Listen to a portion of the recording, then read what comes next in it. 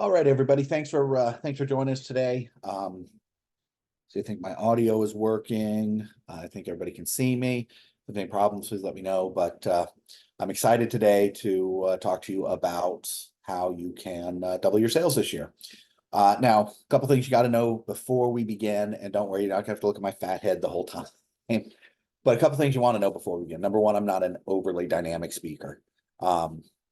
Apologize about that. It's just the way it is. I've never been an overly dynamic, even in sales presentations. When I was an active salesman sitting across the table in somebody's house selling them something, I did not do a very dynamic presentation, but a very effective one. And frankly, I was one of the top salespeople in every organization that I was involved in, but I did not do a dynamic presentation.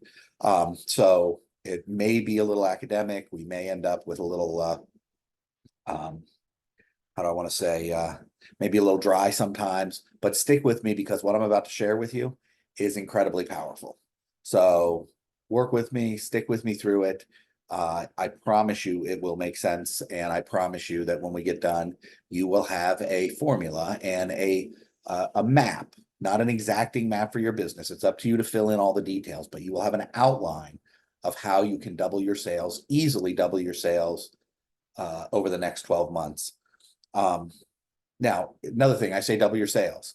So we're talking about revenue, talking about top line sales. I'm not an operations guy, I'm a marketing guy. I bring money in. Now, of course, we want that money to be profitable. We don't want to spend more in marketing than we spend. We want it to be, we want to make money off what we sell. Anybody can go out and sell a $10 widget for $2 or 50 cents and lose money all day. That's no good. So we want profitable sales. We want double your profitable sales within a 12-month period. But when we say double your sales, we're measuring that on a monthly basis.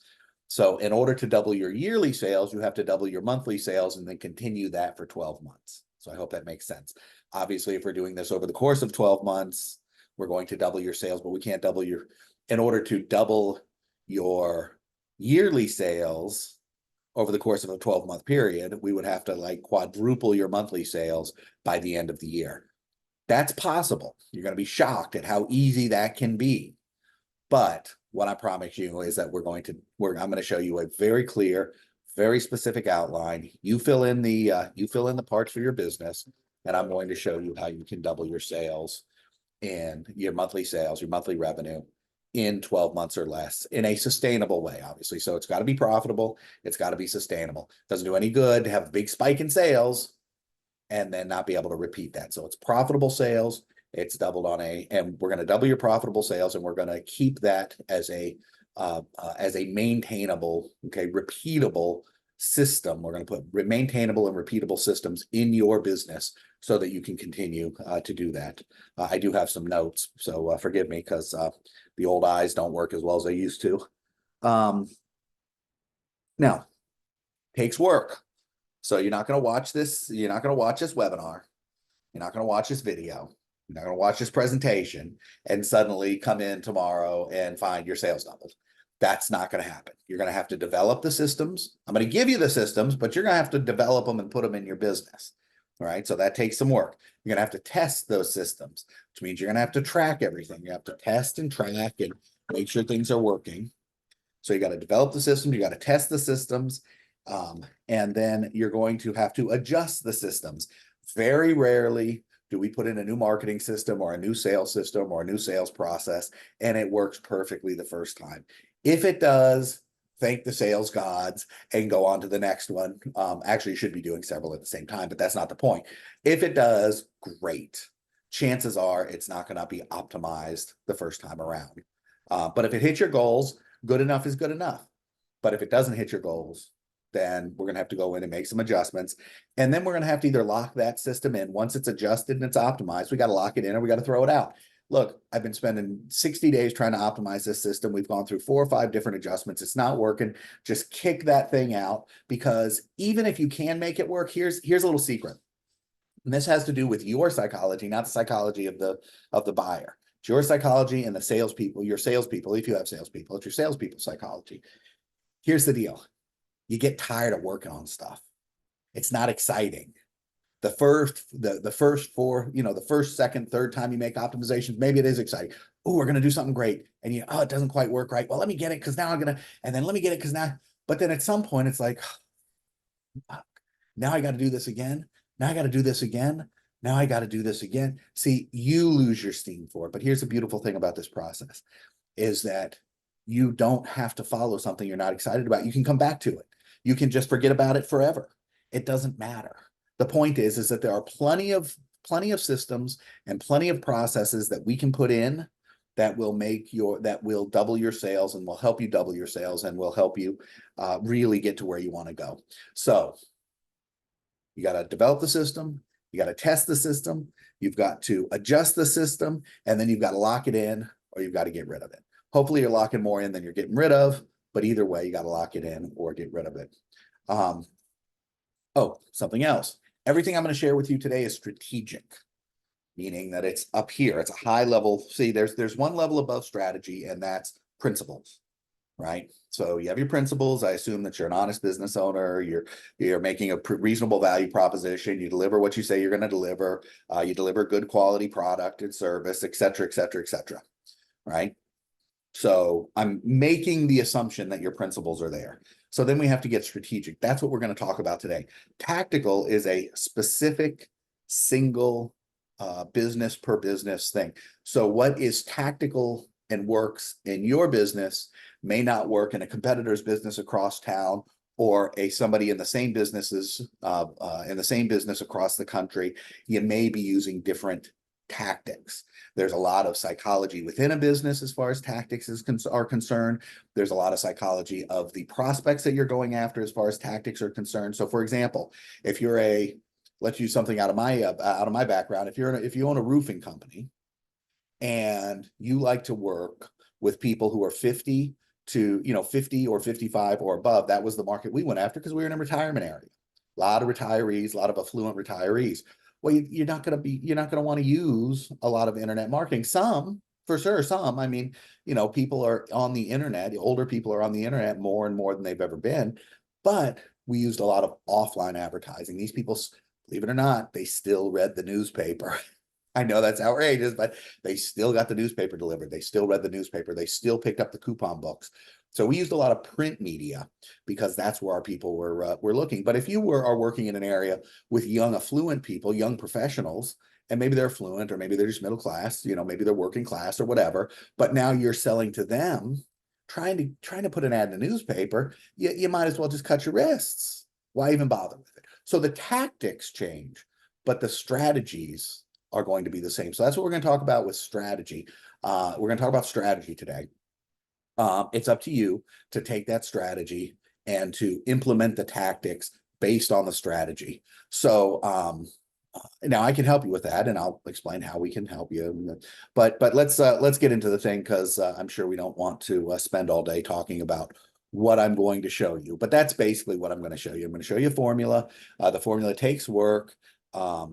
If you do the work, you follow the steps. Okay, develop, test, adjust, lock in, or dispose, 4 steps.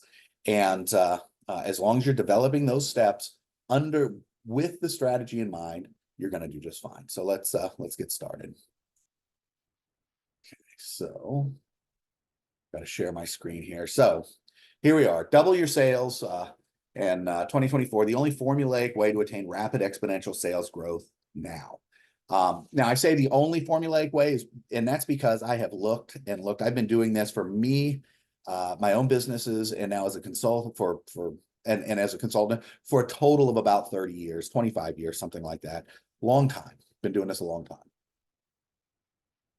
And during that whole time, I have never found any other way, any other formula, any other process. There are obviously a lot of people share a lot of tactics, a lot of people share a lot of strategies, but they all boil down to this formula. I actually put this formula together based on something that I heard from from a marketing guru many, many years ago.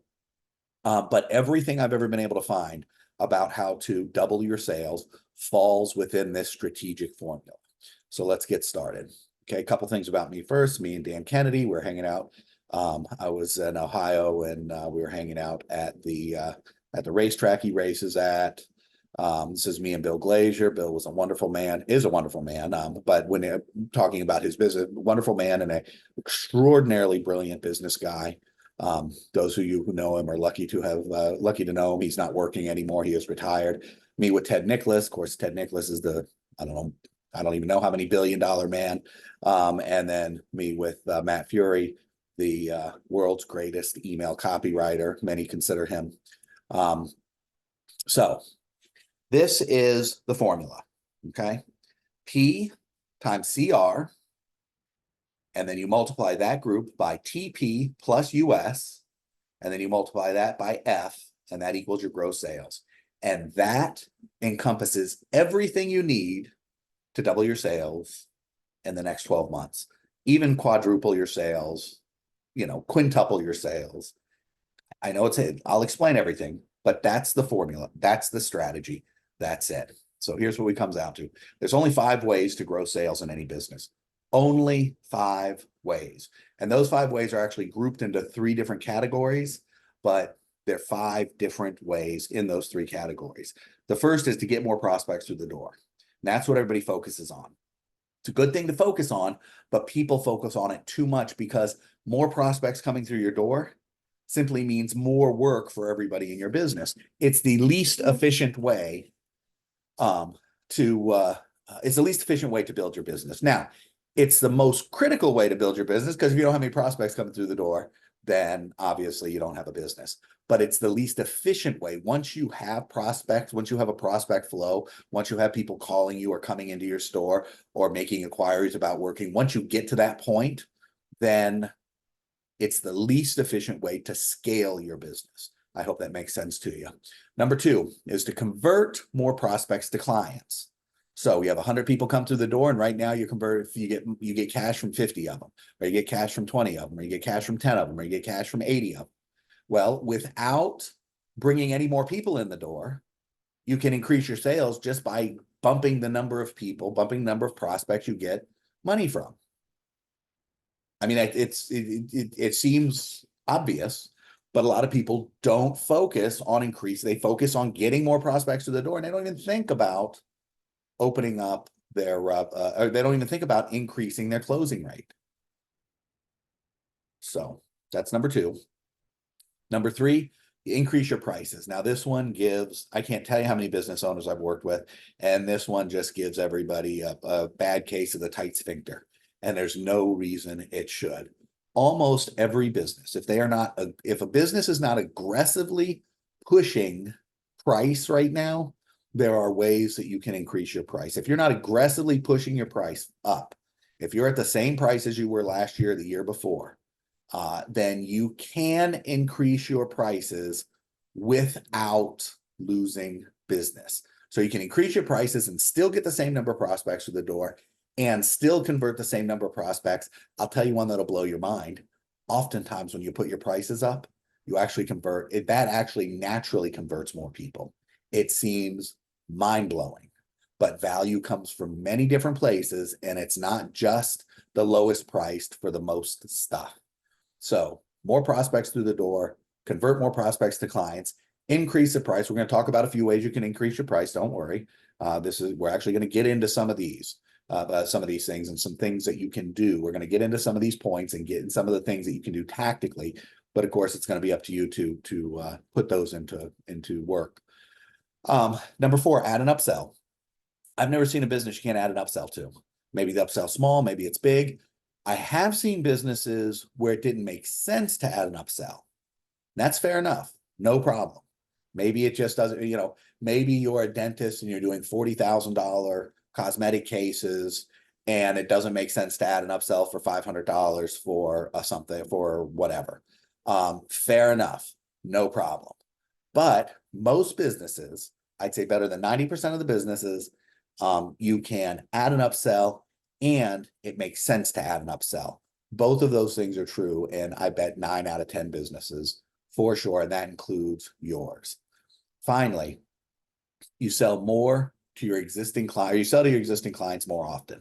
Now, this one can be a little tricky, right? So I acknowledge And I was in the roofing business, like I said. Now I've been in several, I've worked in a vast array of business categories, but I just one in the past was the roofing company. So I owned a roofing company, and that roofing company, now it doesn't make sense to say you're not going to sell another roof to the same client. You're not going to sell another roof to the same prospect, to the same customer. You're just not going to do it. They need a roof, and when the roof is done, that's it. They don't need another one for 20 years. So how do you sell more to them? Well, we would go out and find other people who could provide good services, and then we would sell those services to them and get a referral fee, or we would connect those two people and get a referral fee. So there's always a way to sell something else, to sell more often to your existing customers, clients, or patients. It may be you selling your products, or it may be you selling somebody else's products, but there's always a way to monetize your customer, clients as patients, so that they're doing business with you or doing business with your referrals, and you're getting revenue for that referral on a regular basis. Okay, so I hope that makes sense. That's it, by the way. Those are only 5 ways. There's anything that you tell me, any tactic you tell me about building a company, about building sales, building revenue in a business, is going to fall within those 5 things. Now, of course, there's cost-cutting measures that can increase profit. Fine, no problem at all. But that's not what we're talking about. We're talking about increasing revenue. That's what I'm an expert at. That's what we do. So you get more prospects through the door. You convert more prospects to clients. You increase the prices. You add an upsell, and you sell more often to your existing clients. If you do those 5 things, you implement those 5 things, implement tactics within those 5 strategies, and you will unquestionably make see a substantial revenue growth. So, for example, P, prospects, times CR, closing rate, and if you take that total price plus upsells times frequency equals gross sales. P times CR, that group times group, parentheses TP plus US parentheses times frequency equals gross sales. That's it. Now, let me give you an example of how you use this formula to double your sales. So right now, just for round numbers, let's say you sell $100, you have 100 people coming into your store or into your business or calling or whatever. You end up closing 10% of those people. So that's 10 customers. You're selling them a $100 widget with no upsell, and you do business with them twice a year.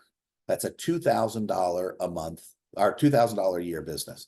Now, keep in mind, we're just using ridiculous numbers here just because they're round numbers. Obviously, if you were doing $2,000 a year in business, you wouldn't be in business. So I just want to show the multiplication. I want to make it easy and not use bigger numbers that are more realistic, because if you do, sometimes it gets a little intimidating for some people. So now, but let's see what happens when let's bump the number of prospects by 10%. That's not doubling it. We're just going to bump it by 10%. We're going to increase your closing rate to 12.5%. So we're going to increase it 2.5%. We're going to add $5 onto the cost of your widget. Now, it's just $5. Nobody's going to stop doing business with you over a $5 raise. If they're spending $100, they'll spend $105. And then what we're going to do is we're at a $50 upsell, but 1 in 4 people are going to take that. So it's an average of $12.50. So you got 110 people times 12.5. You got $105 ticket price. You got a $12.50 upsell value. Keep in mind, $50 upsell, 1 in 4 people take it, $12.50 per person, and they're still doing business with you twice a year. Or pardon me, you're going to increase, instead of doing business twice a year, they're going to do business with you 2.7 times a year on average. So you're just going to stay in contact with them a little bit more, touch base with them, shake the money tree a little extra throughout the course of the year. Raise that 0.7 times a year, which obviously, if you're doing 0.7, it means that not everybody is doing business with you more than twice a year. But on average, some people are doing it 4, some people are doing it 1, some people are doing it 3, some people are working with you 5 times. And on average, every person through your door, every person you sell does business with you 2.7 times a year. Suddenly, now your gross revenue is more than doubled. You've not made any radical changes to anything. You've not doubled the number of people who are coming into you've not doubled your closing rate. You've not added a substantial amount onto your price. You've not made everybody take an upsell. And you've not made an incredible difference in the number of people, in the number of times on average that people are doing business with you. Small incremental changes turn into huge lumps, huge jumps in revenue, right? Now, if you take that same thing and say, now let's do something radical, let's double the number of people who are coming in, which frankly is it's probably possible. You can probably double the number of people coming into your restaurant unless you're very good at marketing, have done a lot of work and a lot of testing and a lot of measuring, and really have a top shelf, really have a top shelf marketing system in place for front end marketing. It's probably very possible to double the number of people who are coming in to your business without a whole lot of problems. So there you go. 5 ways to grow your business. Now, let's talk about a few things that you can do in each section. We're not gonna go, this is supposed to be a short training. It's not meant to be hours long, but let's talk about a few things that you can do in each of these sections, right? So you want to get more prospects. So how do you get more prospects? Well, some businesses don't even run ads. I mean, it's remarkable to me that some businesses don't even run ads. But so you start running some advertising. Well, I buy some leads from a company, or I do some online, I do some Facebook stuff. I do social media. I do social media posts. Okay, great. No problem. But let's profile who your customer is. Profile who you're trying to sell to, who your best customer is. Are they affluent older people? Are they younger people? Younger people who are just started? Are they professionals? Are they blue collar workers? So we got to identify who your customer is. We go in, identify who your customer is, and then figure out where they're at as far as media. Is there a trade journal that they like to read? Is there an affluent magazine that they like to read? Is there a place that they hang out online a lot? So if you're selling, let's say you're selling to 20 to 30-year-olds, they're going to be on social media a lot. Probably Instagram, Snapchat. I don't know all the social medias because that's not my expertise, but they're going to be in those areas a lot. So we want to look into doing some marketing in those areas. Let's say you're selling to an older, more affluent group of people. Well, now they're probably going to be readers, because studies show that people who are more affluent tend to be readers. They're probably not going to be on social media as much. So you're going to want to look at other ways to get in touch with them. Is there areas where they're grouped geographically where you can deliver some mail? Is there a magazine that they have a bias towards? Okay, now you learn this stuff by talking to your customers, by the way, but is there a magazine that they have a bias towards? Do they read the newspaper? A lot of people actually still get the physical newspaper. And if you're in a demographic that reads the newspaper, you can do very well because newspaper advertising is very cheap right now. So is there a list that we can go to? Do we know that, 50% of your best customers subscribe to the Robb Report?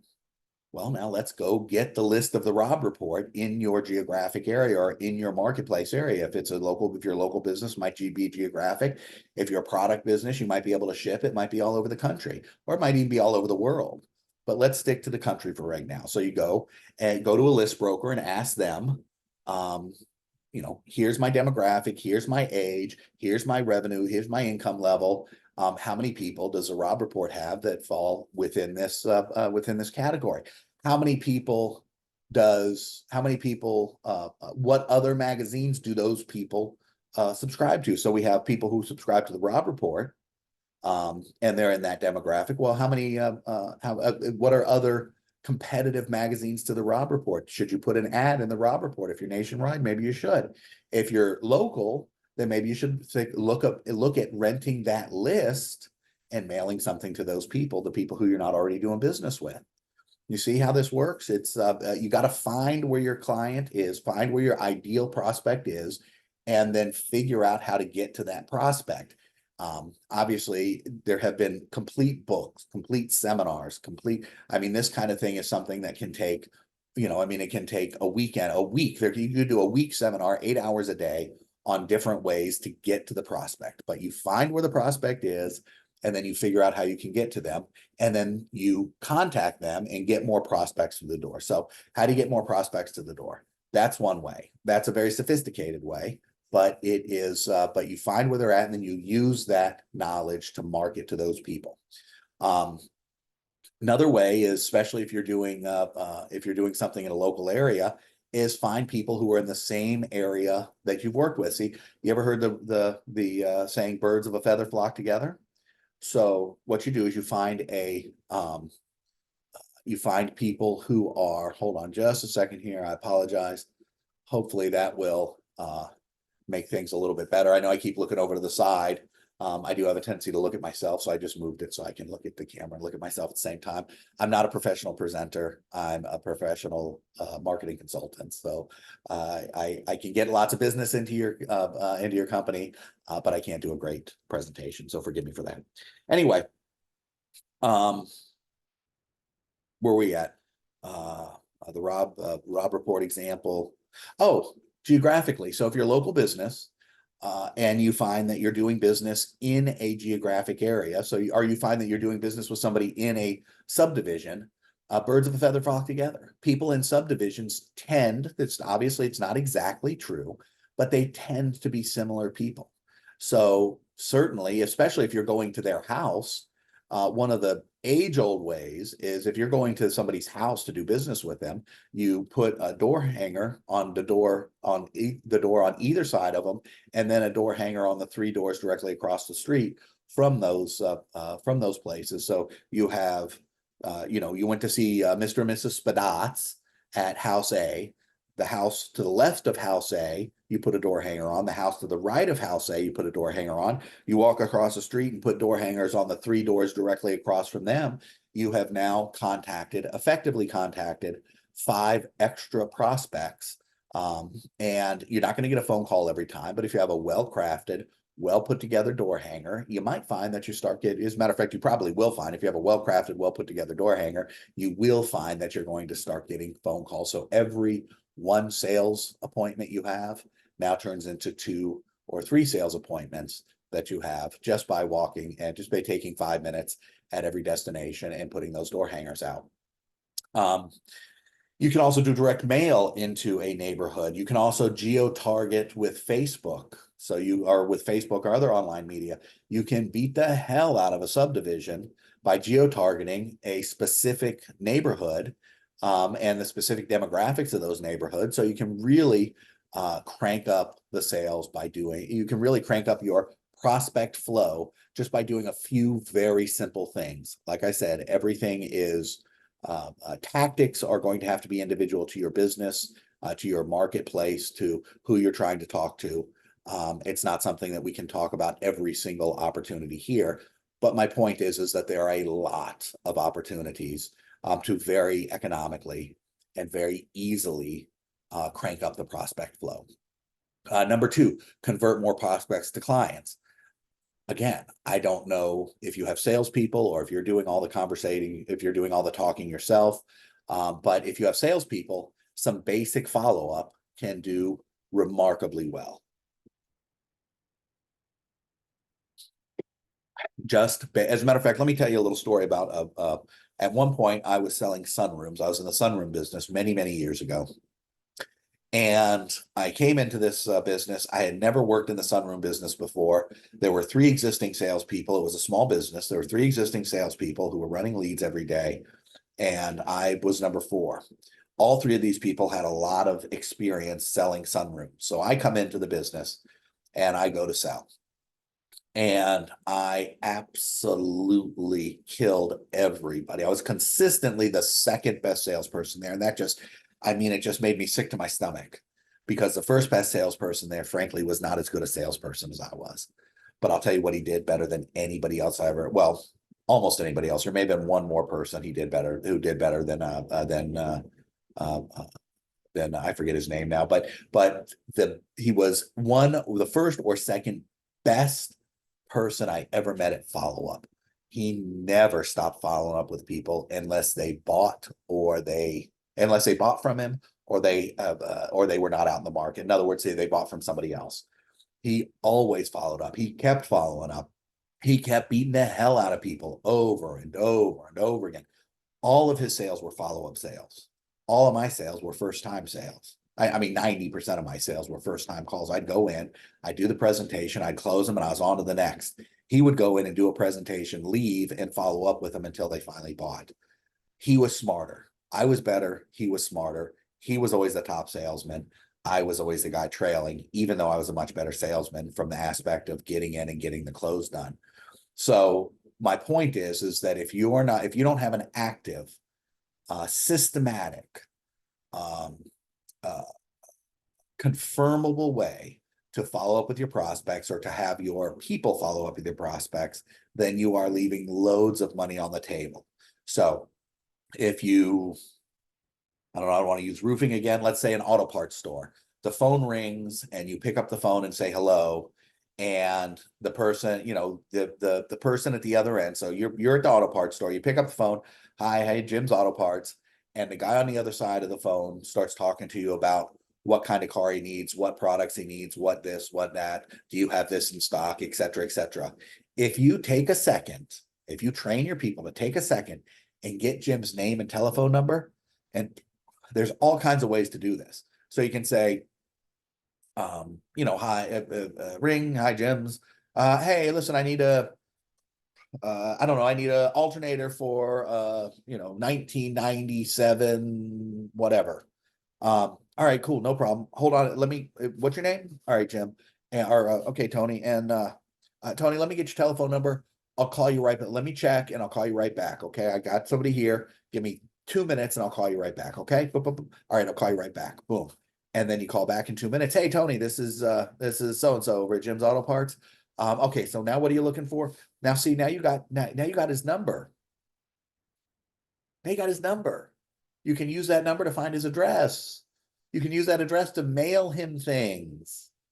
If you don't have a verifiable process to, I look, people who, let me go back to that for a second, because I didn't really finish that thought, and I want to make sure that I'm not assuming you're taking the ride with me. If somebody works on their car, then they buy auto parts. That's the way it goes. They probably change their own oil. That's what they do. That's their thing.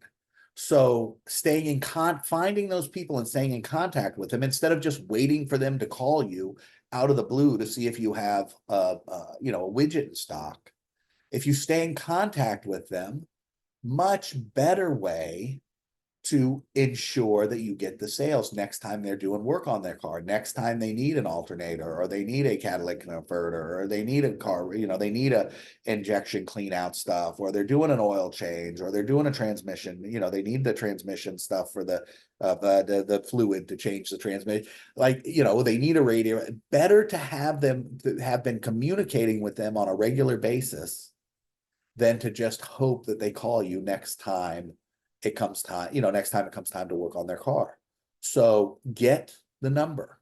Now that's applicable to a whole list of different businesses. I used auto parts store, but you can use it for any kind of business, right? Now, if you're a restaurant, people come in, well, get their information, join the birthday club, create a birthday club, create some way, let them give you their text. Let them give you your text number. If you give us your text number, we're going to give you a free entree at your next, in your next visit. Whatever, do anything you can do to get their contact information, because once you have their contact information, you can follow up with them.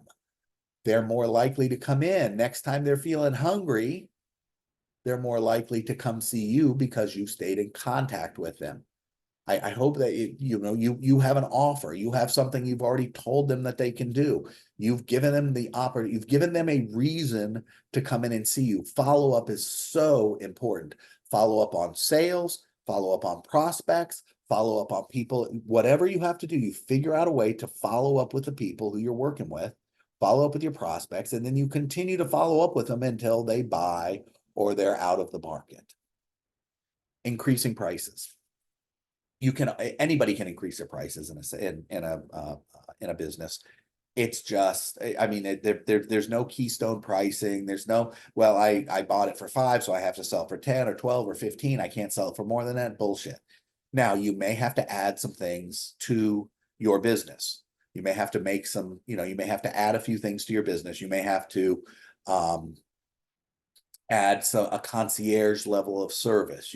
Like there's things that that you may need to do to add to your business in order to optimize or in order to raise your prices.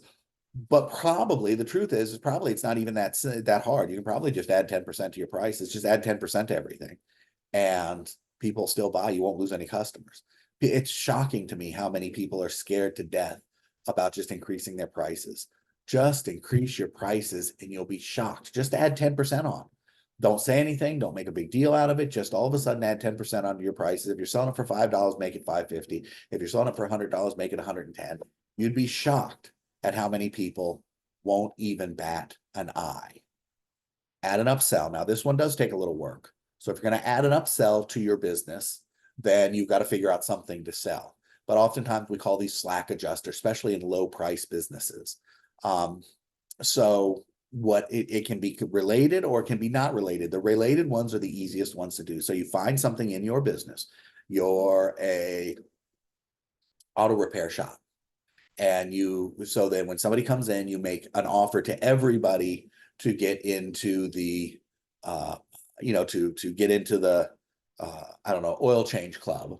And now everybody who's a member of the VIP oil change club gets their oil changes. They get 12 free oil changes for the price of 10, or they get 12 oil changes for the price of 10. They just pay for them up front. So instead of, I don't know, $30, $40, $50 for an oil change, they pay you $427 now, and they get 12 free oil change. They get 12 oil changes throughout the time. I'm pulling something off the top of my head. If you're in the auto repair business, don't roll your eyes. That may work. We may have to make some adjustments to it, but the point is still the same. You create something that you can sell the customer that not everybody will take, but the people who do take it will bring up your average ticket. And then selling to your existing customers more often. That's just a matter of staying in contact with them. I'm shocked at how many businesses I do business with who have no follow-up. They don't stay in contact. Now, I'm not talking about following up on prospects like we talked about in number 2. I'm talking about once you've bought from people, once you've bought from a business, it's shocking how many you never hear from them again. Now, the other option is you buy from a business, particularly an online business, and then you hear from them 400 times a day, every single day. It gets annoying, and then you say you don't want to hear from them anymore. So there is a art to this, but no reason why every local business shouldn't be doing a monthly newsletter. There's no reason why every local business shouldn't be sending an email or 2 every week with some interesting information about the local area, the neighborhood, et cetera, et cetera. There's no reason why you can't call a customer every 30, 60, 90 days.